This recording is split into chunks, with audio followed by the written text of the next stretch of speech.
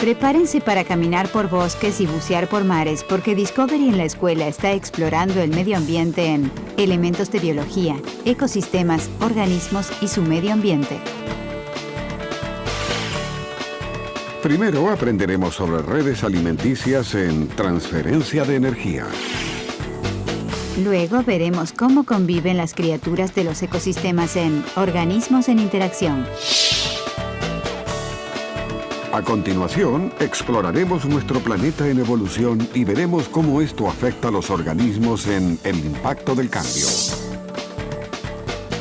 Finalmente nos adentraremos en el bosque para realmente valorar las hojas y cortezas en honor a los árboles. Plantas, animales y parásitos a continuación.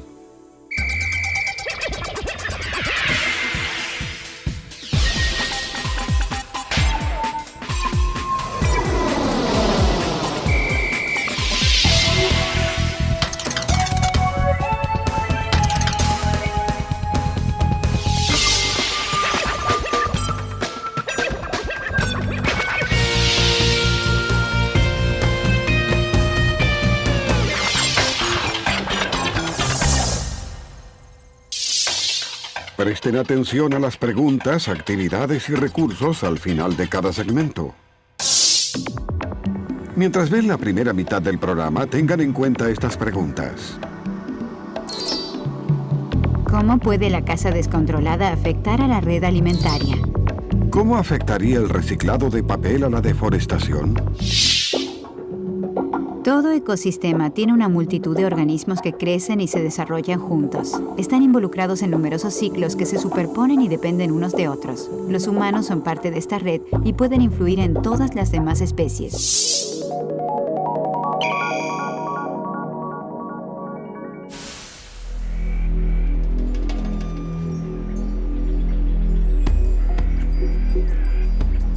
Las plantas y animales se han adaptado a su medio ambiente durante millones de años.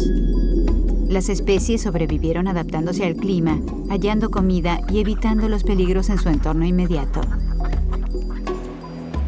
Los organismos no viven aislados. Viven dentro de ecosistemas. Un ecosistema es un hábitat en el que las plantas, animales y microorganismos interactúan unos con otros y con su entorno no viviente. Las lagunas, playas, campos y bosques son ecosistemas. Un ecosistema incluye los componentes bióticos o vivientes y los abióticos o no vivientes. Los organismos vivos en un ecosistema se conocen como biota. La biota, en su conjunto, forma una comunidad. Para que una especie sobreviva, debe tener un nicho en la comunidad donde pueda hallar el alimento necesario para su supervivencia y reproducción.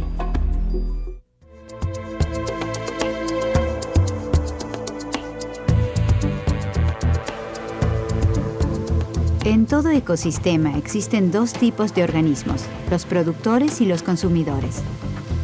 Los productores, llamados autótrofos, producen su propio alimento. Las plantas que hacen fotosíntesis y algunos microorganismos son autótrofos. Los consumidores se llaman heterótrofos. Los herbívoros comen plantas solamente y son los consumidores primarios. Los carnívoros son consumidores secundarios. Comen carne y viven de los consumidores primarios.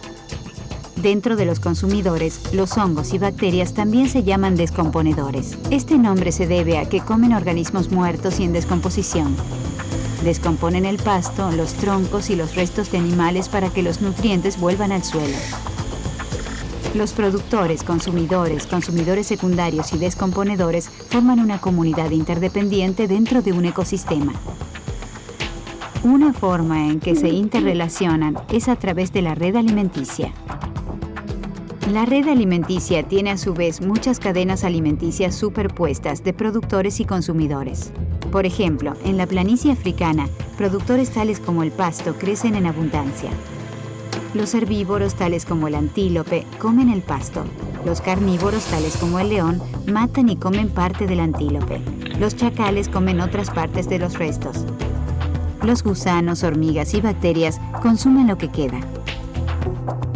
Como la mayoría de las especies come y es comida por más de una especie, las cadenas alimenticias se interconectan formando una red alimenticia. Y los cambios que afectan a un grupo, en última instancia, afectan a varios. Las cadenas alimenticias existen en todos los ecosistemas.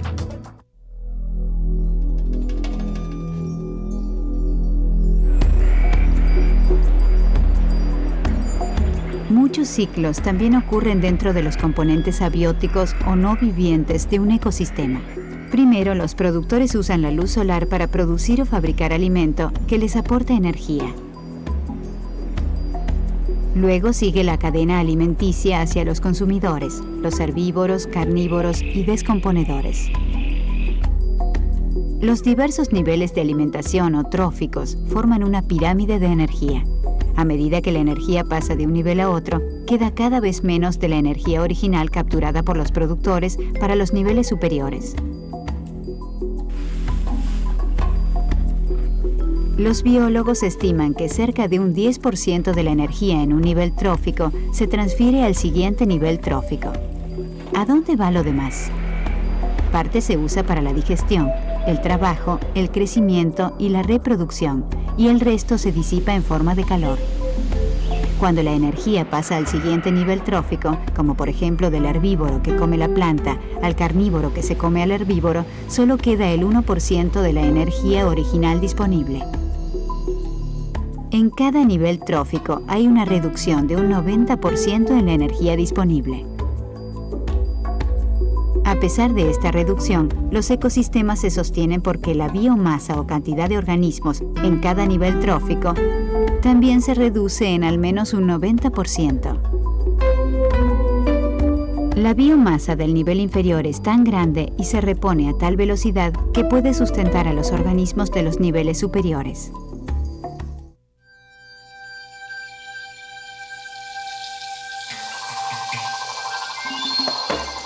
Mientras la energía fluye a través de un ecosistema, otras sustancias se reciclan y no se pierden. Necesaria para todo organismo viviente, el agua se recicla constantemente. Tal vez esté en un lago antes de fluir hacia el mar.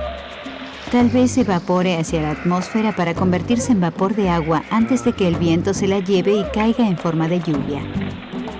El agua puede permanecer en el suelo antes de que una planta la absorba. Y se recicla constantemente a través de los ecosistemas y de toda la biosfera. La biosfera es cualquier lugar del planeta que contenga vida e incluya la tierra, el aire y el agua. El ciclo del carbono está basado en dióxido de carbono, pero es muy similar al flujo de energía. Las plantas usan dióxido de carbono para fabricar alimento. Los animales comen las plantas y absorben parte del carbono. Los animales liberan el carbono en el aire a través de la respiración y así el proceso comienza otra vez. El carbono también queda atrapado en los combustibles fósiles, el petróleo y el carbón. Cuando estos se queman, liberan el carbono en la atmósfera. Con el tiempo, el dióxido de carbono se ha acumulado en la atmósfera, produciendo lo que los científicos llaman el efecto invernadero. Algunos científicos creen que tanta acumulación está produciendo un calentamiento global que puede provocar cambios climáticos y climas muy severos. Los ecosistemas pueden desbordarse por fuertes concentraciones de cualquier elemento que ingrese en ellos. Por ejemplo, el nitrógeno constituye el 78% de la atmósfera terrestre, pero se encuentra en cantidades muy pequeñas en el mar, en el suelo y en los organismos. Las plantas, bacterias y descomponedores lo reciclan. En años recientes, los granjeros agregaron grandes cantidades de fertilizantes con nitrógeno en los suelos para mejorar la producción. Esta práctica aumentó la acidez de los suelos y la contaminación de las vías fluviales. El fósforo también es un nutriente necesario para las plantas y, como el nitrógeno, los granjeros lo agregan a los fertilizantes. Los residuos líquidos de las granjas que contienen nitrógeno y fósforo sobreestimulan el crecimiento de las algas en los espejos de agua, reduciendo el oxígeno y sofocando la vida acuática. ¿Lo sabían? Los fertilizantes que contienen nitrógeno y fósforo que fluyen por el río Mississippi hacia el Golfo de México han creado una zona muerta. El nivel de oxígeno es tan bajo que los peces y otros organismos no pueden sobrevivir. Esta zona muerta abarca 19.000 kilómetros cuadrados. Los depredadores y las presas están en constante lucha por sobrevivir y a veces compiten entre sí. Los tiburones son los cazadores supremos de las profundidades. Los humanos estiman la misma presa de la que dependen los tiburones. Esta competencia puede tener efectos muy serios en la supervivencia de tiburones y otros peces.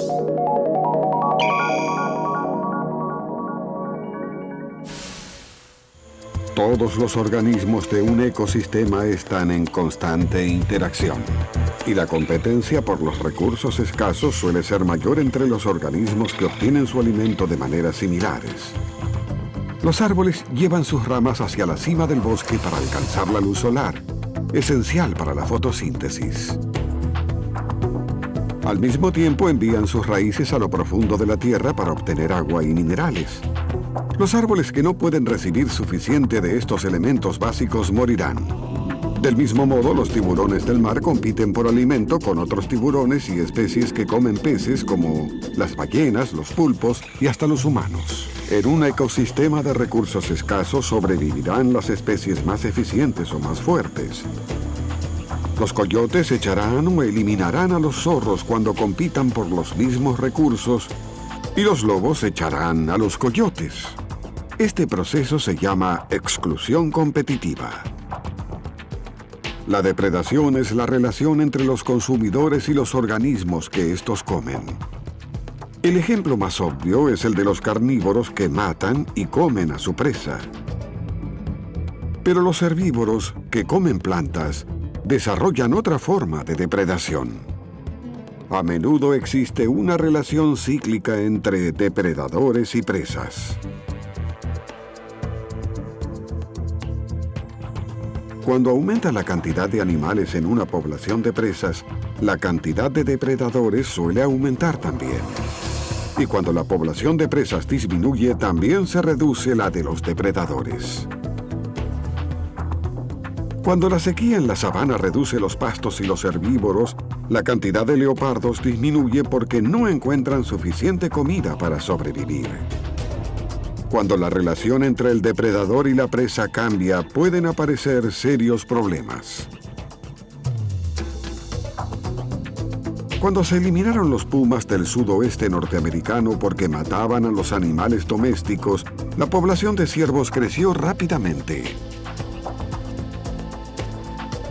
Con el tiempo, el mayor consumo de pastos por parte de los ciervos produjo la erosión del suelo y la falta de alimento que llevó a la hambruna.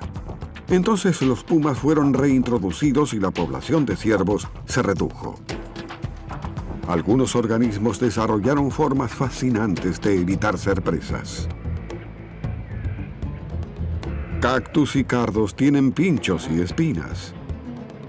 Los puercoespines tienen púas, las tortugas tienen caparazón y los rinocerontes tienen una piel dura a modo de armadura. El camuflaje es otra táctica. Algunos insectos imitan su medio ambiente tan bien que parecen desaparecer. La piel de los camaleones cambia de color permitiéndoles fusionarse con las hojas y árboles circundantes. En muchos ecosistemas, cuando una especie depende de otra para sobrevivir, pero no la afecta, esto se llama comensalismo. Los percebes se adosan a las ballenas. Esto da a los percebes protección y les permite alcanzar nuevas fuentes de alimentación. Sin embargo, los percebes no favorecen ni perjudican a la ballena. La relación entre dos especies cercanas, beneficiosa para ambas, se llama mutualismo. El picabuey se posa sobre el búfalo para comer los insectos que éste atrae. Las abejas y los colibríes se alimentan del néctar de las plantas y a la vez les ayudan a polinizar otras plantas. Cuando un organismo vive de otro y le provoca un daño, esto se llama parasitismo. Muchos hongos y bacterias son parásitos. Las pulgas viven de la sangre de los animales y las lombrices intestinales pueden vivir en el tracto digestivo de los humanos. La interdependencia entre las especies puede ser beneficiosa, neutral o mortífera. Más allá del resultado es algo inevitable. ¿Lo sabían? Los organismos en un ecosistema afectan a otros organismos, incluidos los humanos. Los cachorros pueden traer lombrices intestinales que pasan a las personas. Estas lombrices suelen infectar el tracto intestinal y ocasionalmente obstruirlo. Una lombriz intestinal adulta puede medir más de 30 centímetros. Las comunidades de organismos en un ecosistema cambian constantemente para adaptarse a sus nuevas condiciones ambientales, cambios climáticos o la repentina llegada de nuevas especies. Los humanos constantemente afectan los ecosistemas del mundo. Los cambios pueden ser mínimos o drásticos, a veces negativos y otras positivos.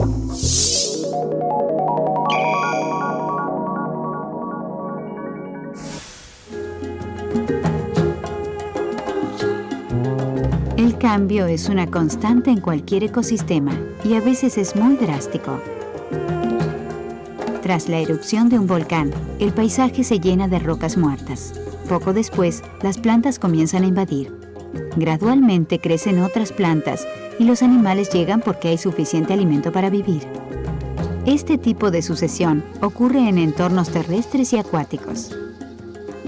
Muchos lagos de Norteamérica se formaron tras la retirada de los glaciares hace unos 10.000 años. Al principio, los lagos estaban casi desprovistos de vida. Luego empezaron a crecer juncos y totoras en sus costas. El agua lentamente se llenó de nutrientes, atrayendo a las algas y a los invertebrados. Los peces empezaron a vivir aquí, y también patos, anfibios, garzas y otros carnívoros. Ecosistemas como este pueden existir por muchos años, incluso por siglos. Pero muy a menudo, los lagos se llenan de sedimentos y se convierten en pantanos y ciénagas con un ecosistema diferente y su propia comunidad de organismos. La sucesión en cualquier ecosistema sigue ciclos de regeneración y cambio. Un incendio forestal puede reemplazar un bosque maduro con árboles jóvenes, seguido de nuevas poblaciones de aves e insectos. A medida que el bosque madura, se imponen diferentes especies de árboles mientras que otras disminuyen. El ciclo continúa hasta que otro incendio forestal comienza nuevamente el proceso. La actividad humana influye en casi todos los ecosistemas locales. Y debido a que están interconectados, el efecto es global. Para que los ecosistemas se mantengan saludables, deben conservar una rica diversidad de organismos vivientes. La biodiversidad de los ecosistemas en todo el mundo está pasando por cambios drásticos como resultado de la intervención humana. La población humana está explotando en muchas partes del planeta. La agricultura se extiende hacia las tierras más marginales. La contaminación del aire y el agua se ha vuelto tan extensa que no hay lugar del planeta que no esté afectado. Un estudio reciente del Programa de las Naciones Unidas para el Medio Ambiente declara que los bosques del mundo están desapareciendo a un ritmo alarmante. Solo el 21% del área continental de la Tierra está cubierto de bosques saludables y los científicos temen que los parches de bosque más ricos que quedan podrían desaparecer en pocas décadas. Esto tendrá consecuencias muy serias para la erosión del suelo y la habilidad de las plantas de eliminar el dióxido de carbono de la atmósfera. Los residuos químicos de las granjas y el vertido de aguas residuales no tratadas están destruyendo los arrecifes de coral. Las algas que se alimentan de estos nutrientes sofocan los arrecifes y dañan el ecosistema. Las consecuencias de las influencias humanas amenazan la biodiversidad de los ecosistemas. El alarmante descenso en la variedad de especies y la cantidad de individuos dentro de algunas de ellas hace que muchos biólogos teman que estemos en medio de otra exterminación masiva. Pero a diferencia de las pasadas, esta es el resultado de la destrucción humana.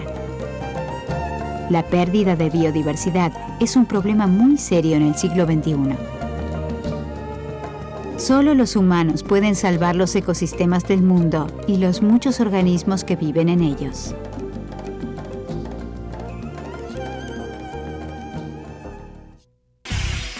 Han recibido toda la información. Ahora les toca discutir las preguntas. Tómense un momento para hablar de lo siguiente. ¿Cómo puede la caza descontrolada afectar a la red alimenticia? ¿Cómo afectaría el reciclado de papel a la deforestación? Ahora intenten esto.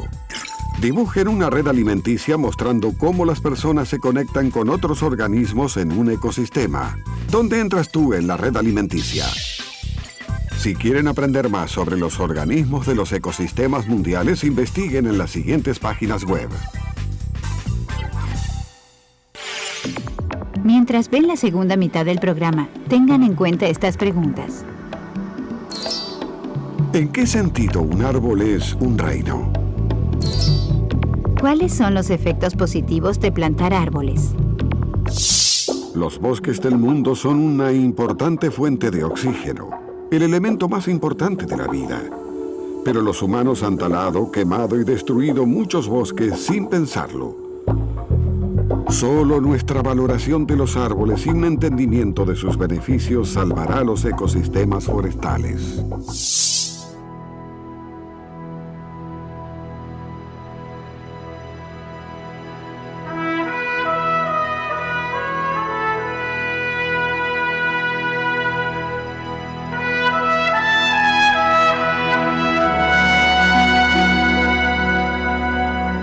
Si hay una imagen distintiva que refleja la vitalidad de nuestra tierra, un símbolo único de vida es el árbol.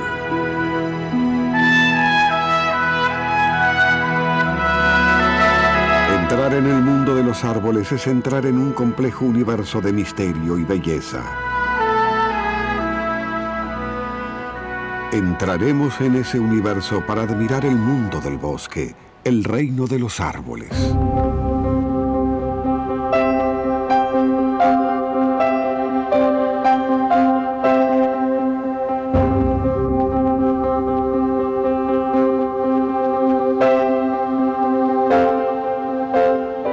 Árboles, nogales, cicutas, álamos, robles. Sus nombres hacen eco en nuestra mente, esos viejos compañeros que recorren las estaciones de la vida. Nuestro mundo no sería el mismo sin ellos, y sin embargo sabemos tan poco sobre su vida, su historia, su ser.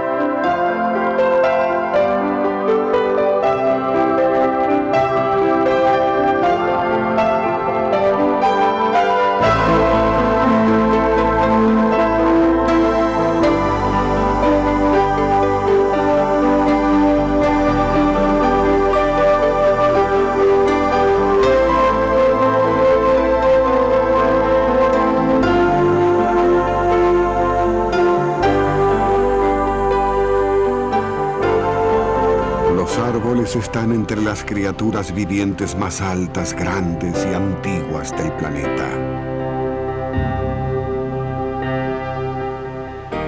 Nutren nuestro espíritu y brindan alimento, refugio y protección.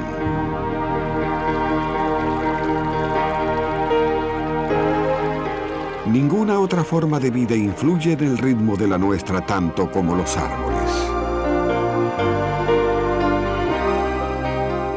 Los grandes bosques de la Tierra cubren nuestro planeta con un tapiz viviente, vital para nuestra misma existencia.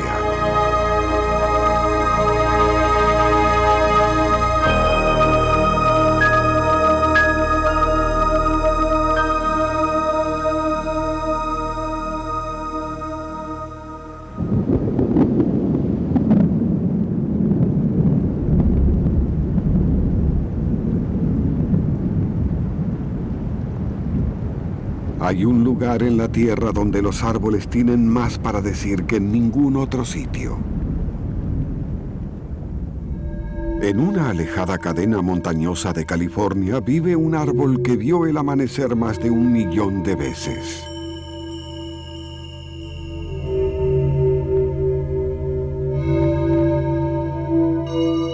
Este es el reino del antiguo pino erizo. Estas remotas arboledas contienen árboles vivientes de más de 4.000 años de edad.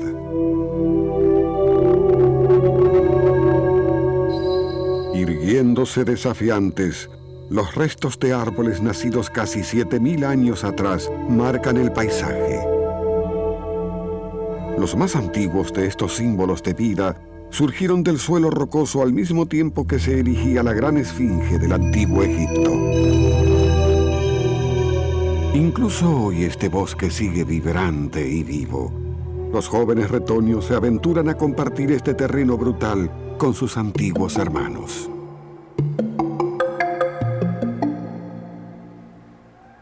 A través de gran parte de la historia escrita, los troncos de estos longevos sobrevivientes se inclinaron ante los vientos del tiempo.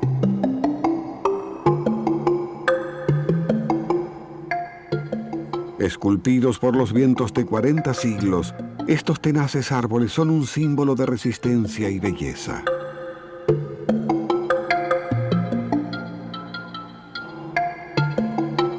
El pino erizo representa la fuerza y dignidad de todos los árboles. Encorvados pero majestuosos, los centinelas del tiempo sobrevivieron para convertirse en una de las criaturas vivientes conocidas más antiguas del planeta.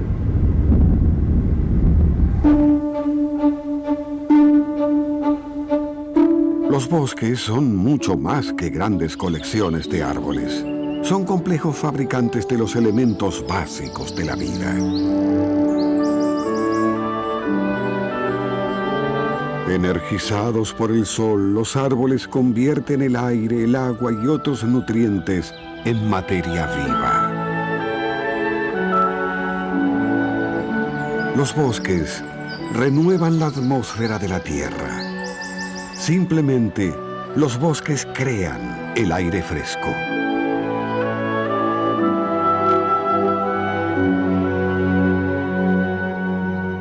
Un bosque que afecta nuestra atmósfera es la gran alameda de árboles añejos de Norteamérica. No hay ecosistema en todo el mundo que albergue más carbono que nuestro bosque de coníferas en el noroeste. Son gigantescos depósitos en los árboles, los troncos, en el suelo del bosque y en la tierra. Jerry Franklin estudia los bosques añejos. Estos bosques primitivos están dominados por el abeto de Douglas y la cicuta occidental de hojas perennes. Los 35 años de investigación del Dr. Franklin cambiaron nuestra comprensión básica de cómo funcionan los bosques. Este es un viejo abeto de Douglas. Mide casi 2 metros de diámetro, probablemente unos 75 metros de alto, y tiene alrededor de 500 años de edad. Un árbol vivo como este cumple muchas funciones diferentes en el bosque. Brinda un hogar para muchos tipos de organismos diferentes. Es muy productivo, hace mucha fotosíntesis. Así que es una fuente de energía para el ecosistema. Una de las cosas interesantes de este gran árbol antiguo es que cuando muera, probablemente tendrá tantas funciones que cumplir dentro del ecosistema como las que tenía cuando estaba vivo. En los antiguos bosques vírgenes de Norteamérica, uno puede hallar vestigios de árboles muertos cubriendo gran parte del suelo boscoso. Estos troncos caídos devuelven nutrientes vitales a la tierra, completando un ciclo que para algunos comenzó hace miles de años. Una de las muy importantes funciones de estos árboles muertos de pie es el hábitat que ofrecen a la vida silvestre. Y pueden ver en este árbol que ha habido muchas aves, tal vez pájaros carpinteros de algún tipo, trabajando, excavando partes en busca de comida. La comida es una fuerza motora para todo miembro de la comunidad del bosque.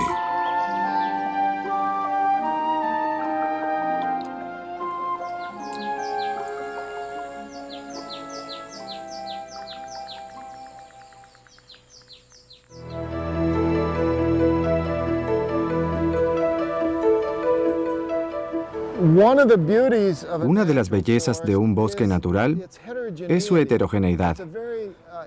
En muchos sentidos es un sistema más caótico que cuidado. Y lo que hace que un bosque funcione, de hecho, es ese desorden, ese caos.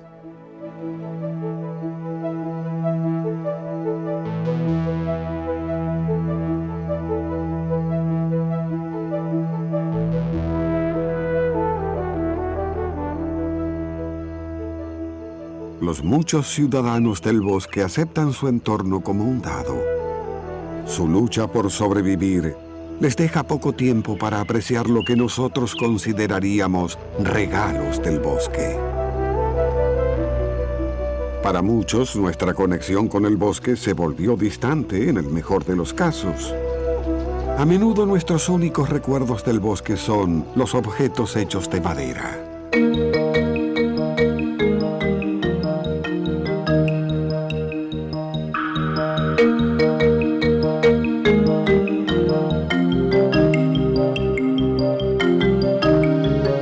Los regalos del bosque no son solo objetos de madera tallada. Nuestra comida, el aire que respiramos y la misma renovación de nuestro espíritu a menudo depende de un bosque o de un árbol. Una ofrenda del bosque a veces puede cobrar la forma más inusual.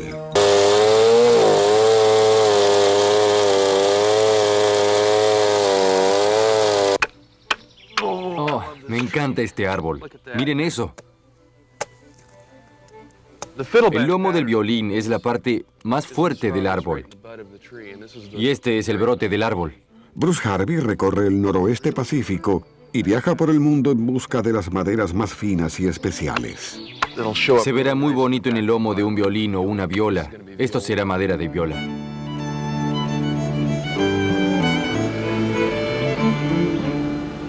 Cada árbol es único. No talamos árboles. No es necesario. Hay suficientes árboles caídos para usar. Hay una gran concientización entre los luthiers sobre el agotamiento de la fuente.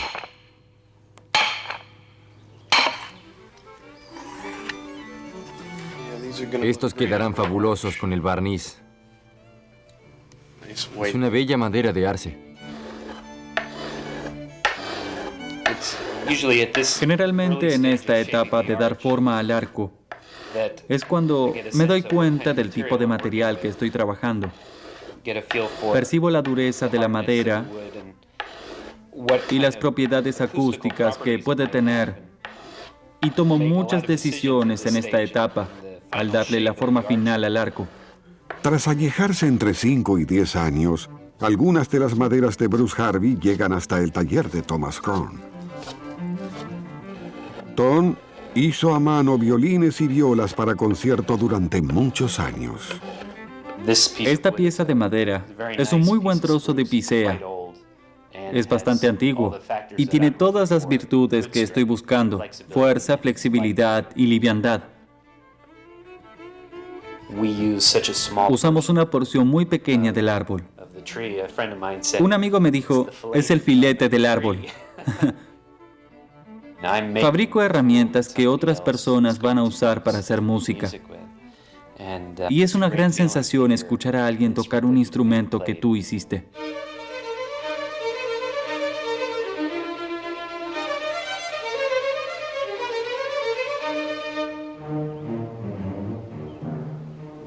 Los regalos del bosque atrajeron a Norteamérica muchos de los primeros colonos. Veían en ellos los grandes bosques americanos como ilimitados y no se percataron de la estela de destrucción que dejaban atrás en su frenético avance hacia el oeste.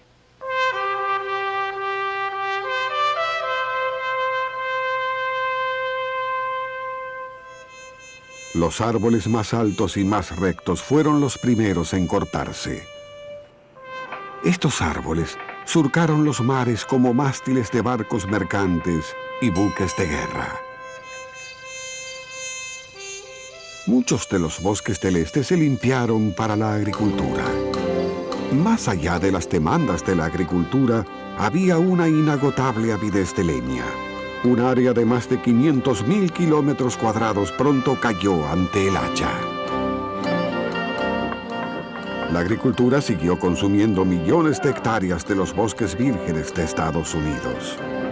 El ferrocarril devoró madera para los durmientes. A medida que se expandía la gran frontera norteamericana, las ciudades y pueblos también consumieron gran parte de los bosques. El crecimiento constante siguió hasta la depresión de 1930. Cuando la demanda se recuperó durante los años de la posguerra, los leñadores empezaron a usar un método de cosecha más moderno y destructivo, la tala. Desde el punto de vista de la silvicultura y la producción de madera, tal vez sea muy efectivo para recuperar un bosque nuevo que crecerá muy rápidamente y producirá mucha madera. Es la única práctica que hemos usado en un alto grado. Frente a la tala indiscriminada, al Dr. Franklin le preocupa mantener el bosque como hábitat, como hito, como fuente de aire puro. ¿Cómo mantener el equilibrio entre la continua necesidad de madera, trabajo en la industria maderera y los valores ambientales? Es todo un desafío. Yo crecí en estas tierras y mi papá era obrero en una fábrica de papel y pulpa. A lo largo de su vida, él vio un gran cambio. En los primeros días, estos bosques parecían una fuente casi inagotable. Pero llegó a darse cuenta, en las últimas décadas, de que casi todos estos bosques naturales serían talados, a menos que cambiáramos lo que estamos haciendo. Y aunque toda su vida giró en torno a la industria maderera, llegó a ser partidario de la conservación de los bosques antiguos y del cambio en las prácticas forestales para conservar más de esos valores aún en los terrenos determinados para materia prima. Los leñadores de nuestra sociedad alguna vez fueron considerados héroes. Eran los hombres que ayudaron a construir Norteamérica. En los pueblos madereros del noroeste, los leñadores siguen siendo venerados por muchos. La controversia en torno a la tala de los grandes bosques no es nueva.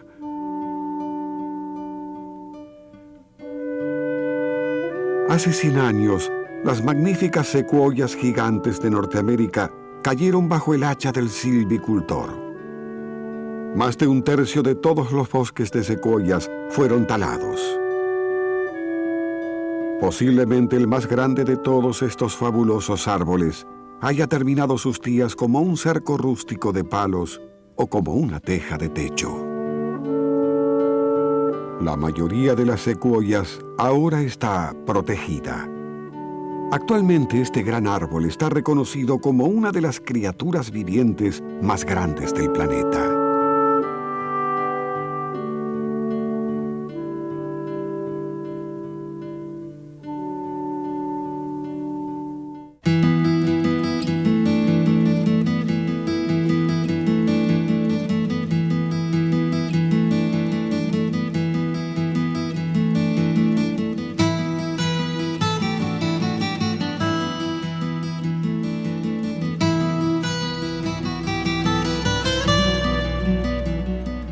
La imaginación con frecuencia nos lleva a bosques especiales. Bosques que fueron apartados en un intento por preservar algunos últimos vestigios de la naturaleza virgen. Estos santuarios se convirtieron en los parques nacionales de Norteamérica. Estas reservas encarnan la belleza. Aunque solo unos pocos de los grandes parques de Estados Unidos puede con justa razón llamarse natural, cada uno en su propio estilo ofrece un cuadro de una visión esencial y primordial. Los árboles están en el corazón mismo de esa visión. Aquí en los Everglades, el bosque parece nacer en el océano. En ningún otro lugar de Norteamérica el paisaje se funde tan suavemente con el mar.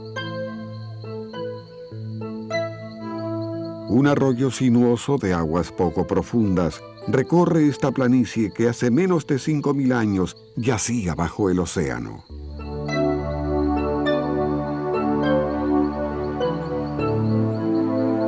Dominando los Everglades, hay una vasta pradera de pastos cortos, donde el crítico flujo de agua afecta la cadencia estacional de esta tierra encantada. Animales y plantas se han adaptado a este pantano en constante cambio. Los árboles de aquí revelan una variedad sin igual en Norteamérica. Conectado a los Everglades, en el noroeste, se halla el pantano de Big Cypress. Los cipreses se imponen aquí donde el bosque parece interminable e impenetrable.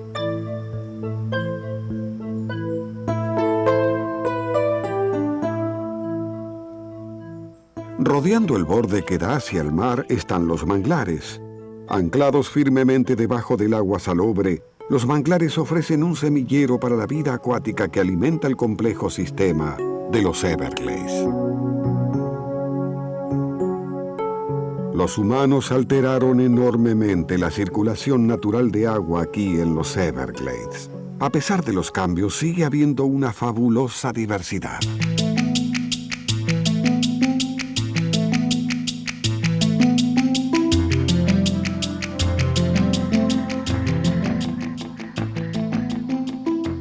La gran diversidad en los Everglades y el Big Cypress estimulan la imaginación.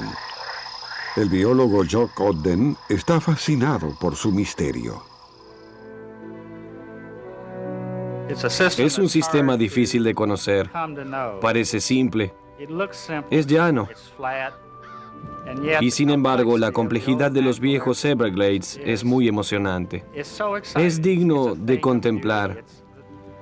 Es una notable historia de cómo funciona la naturaleza. Y poder entender este sistema y su complejidad solo aumenta mi fascinación y amor por este lugar.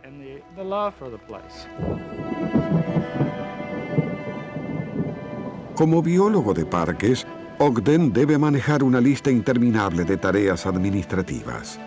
Como muchos, trata de equilibrar sus responsabilidades oficiales con el tiempo personal, el cual pasa en el lugar que ama. Durante estos 25 años, he pasado mucho más tiempo en reuniones y conferencias resolviendo problemas que en el parque. Pero pasé mucho tiempo en los Everglades. Pasé muchas noches y miles de días en este pantano. Estos son los recuerdos que guardo conmigo. Las reuniones son como una imagen borrosa y lo que logramos en cada reunión a veces parece infinitesimal. Así que tiendo a olvidarlas. Pero recuerdo claramente mis días de principiante en los años 60, cuando por primera vez vi a un cocodrilo desde mi hamaca. Dormía al aire libre en los Everglades, rodeado de 1 millón de mosquitos en medio de la noche, todos buscando algún agujero en el mosquitero. Estos son mis recuerdos. Estos son los Everglades.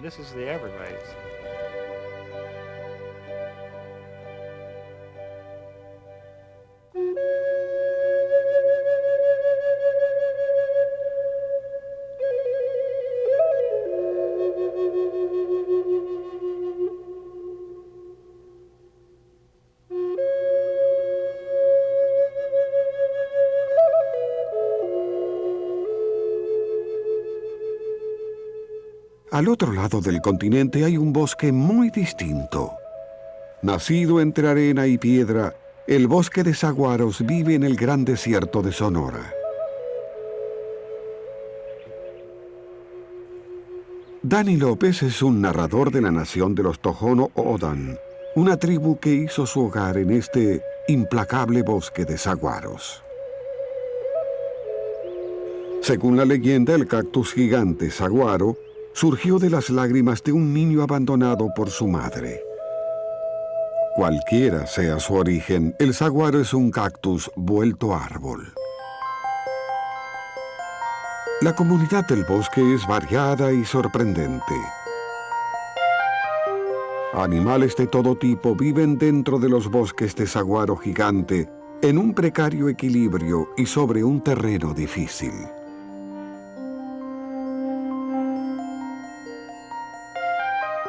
Cuando no se lo perturba, el gran saguaro puede vivir casi 300 años.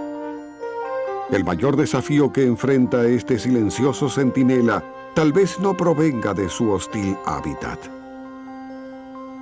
A medida que se expanden las ciudades, estos grandes árboles enfrentan un futuro incierto. Para mí será como perder a un familiar, porque es algo a lo que estamos muy acostumbrados. Les pedimos bienestar, fuerza, Si no pudiera ver a la persona, estaría muy triste. No quisiera que eso ocurriera.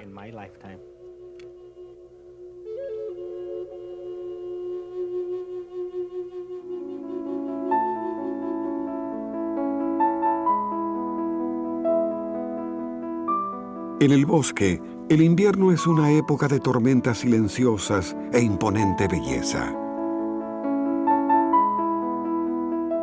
El invierno es también una época de tensión, de desafíos.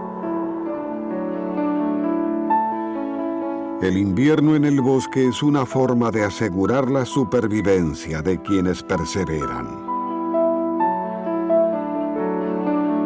Las tormentas en el bosque no son exclusivas del invierno. Los nuevos bosques a veces nacen a partir de un cataclismo. El trauma del fuego es parte del ritmo, la renovación, el renacimiento del bosque.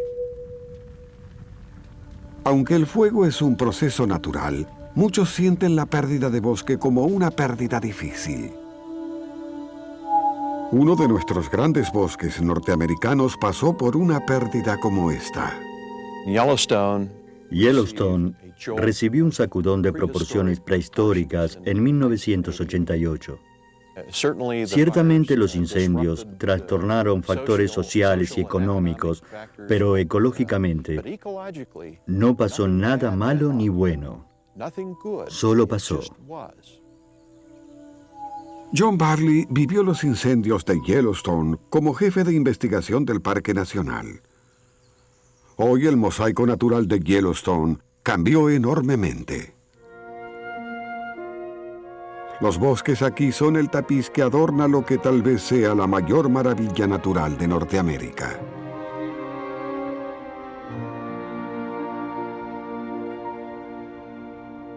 El Parque Nacional de Yellowstone fue creado en 1872.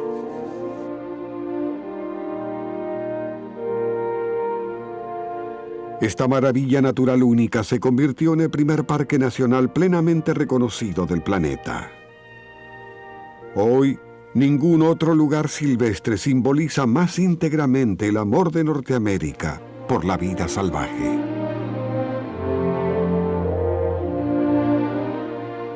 Yellowstone y las demás reservas de Estados Unidos son joyas en una corona de belleza natural, un símbolo esplendente de la afinidad de una nación por la naturaleza.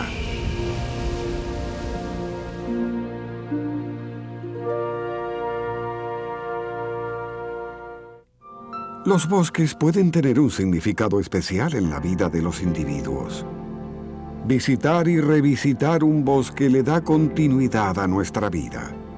Esos primeros pasos por un sendero boscoso perduran siempre. Lo que se ve, lo que se siente, lo que se oye entre los árboles puede dar plenitud a las personas. Cuando vuelvo a los campos de Yellowstone, lejos de las calles y los senderos, siento que voy a un templo. Es un lugar muy especial para los que vivimos aquí, para los que venimos a este lugar en forma regular. Es como entrar en la Capilla Sixtina. Las emociones que los árboles inspiran son tan naturales como los árboles mismos. Los árboles, incluso los más jóvenes, se vuelven símbolos de resistencia y fuerza. Son una de las pocas formas de vida que nos sobreviven. Y por eso, quienes tenemos verdadera conciencia de lo que son, nos maravillamos.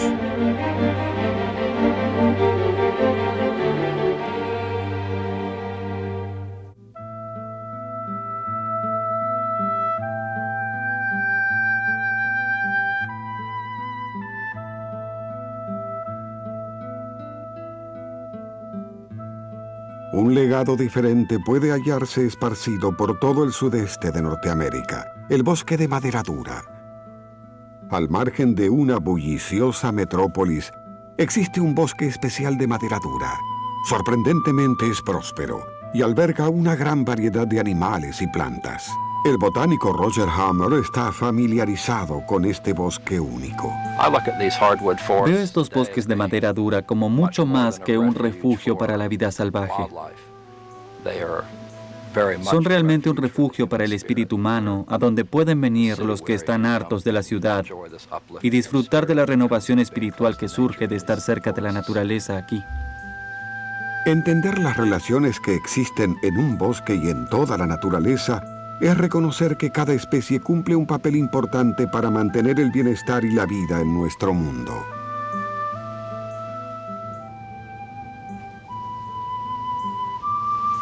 Estas criaturas estaban aquí antes y están en peligro por causa de nosotros. Y si podemos ayudarlas a mantener su existencia aquí, creo que eso es lo importante. He apoyado a grupos que ayudan a salvar a los osos polares y no tengo planes de ver uno en vida salvaje, jamás, porque vivo en el sur de Florida. Simplemente me alegra que existan.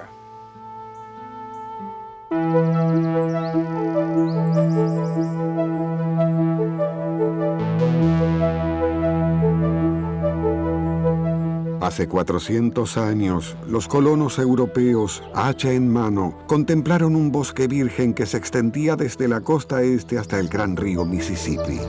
Hoy sobrevive menos del 6% de todos los bosques originales de Norteamérica. En todo el mundo, la tala indiscriminada de árboles continúa reclamando innumerables hectáreas de bosque cada año. Lamentablemente, cada vez tenemos menos para admirar.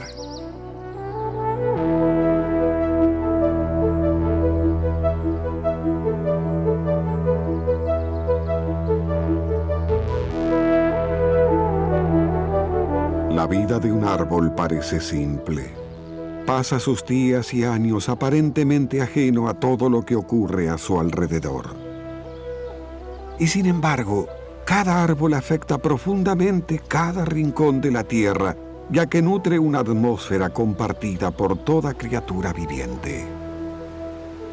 Una mayor apreciación por el papel crucial de los árboles en nuestro mundo podría alterar lo que parece ser un futuro cada vez más incierto. Ser pesimista es no ver lo importante. Nuestros bosques, nuestros árboles, son tesoros maravillosos, y Norteamérica fue bendecida con algunos de esos tesoros más grandiosos del planeta. Si nuestro frágil planeta ha de sobrevivir, debemos honrar y atesorar el mundo del bosque, el reino del árbol.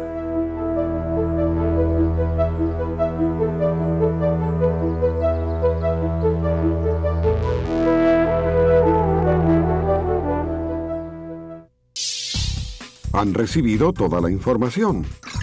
Ahora les toca discutir las preguntas. Tómense un momento para hablar de lo siguiente. ¿En qué sentido un árbol es un reino? ¿Cuáles son los efectos positivos de plantar árboles? Ahora intenten esto. Vayan a un parque o un bosque y hagan un listado de algunos de los árboles que vean. ¿Qué función cumplen en su ecosistema?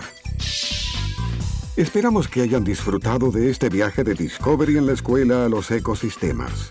Si quieren aprender más sobre los bosques y cómo preservarlos, investiguen en estas páginas web. Doblado al español en Civisa Media.